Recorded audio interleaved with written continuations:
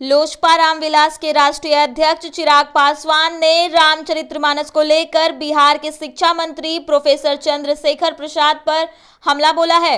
चिराग पासवान ने कहा कि बिहार के शिक्षा मंत्री राज्य की शिक्षा के लिए कोई काम नहीं कर रहे हैं।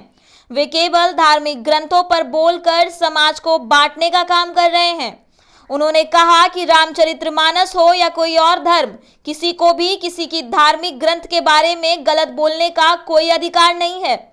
चिराग पासवान ने कहा कि बिहार की शिक्षा की हालात खराब है, लेकिन शिक्षा मंत्री को शिक्षा से मतलब नहीं है।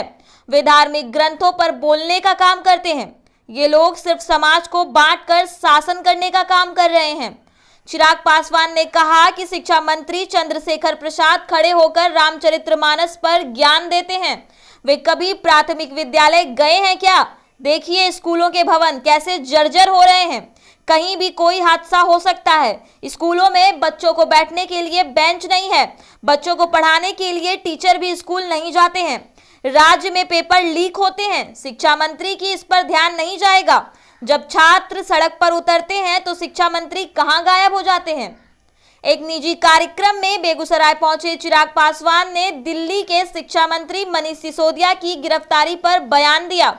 उन्होंने कहा कि सीबीआई किसी को ऐसे ही गिरफ्तार नहीं करती है। मनीष सिसोदिया के खिलाफ सीबीआई को कुछ सबूत मिले होंगे, तभी तो गिरफ्तार किया होगा। जमुई सांसद चिराग ने कहा कि सीबीआई जांच एजेंसी है, वो अपना काम कर रही है। जांच में कुछ बातें आई होंगी, इसी वजह से मनीष सिसोदिया को गिरफ्तार किया गया है। वहीं गलवान घाटी में शहीद के पिता की गिरफ्तारी पर चिराग ने कहा कि यह घटना अपमानजनक है। अगर आप शहीद के परिजनों को सम्मान नहीं दे सकते तो उन्हें अपमानित करने का भी अधिकार आपको नहीं है। लेकिन बिहार में पुलिस की यही कार्यशैली है। राज्य की सरकार भी उसे सपोर्ट कर रही है। उनके मंत्री भी सेना के खिलाफ बोलते हैं।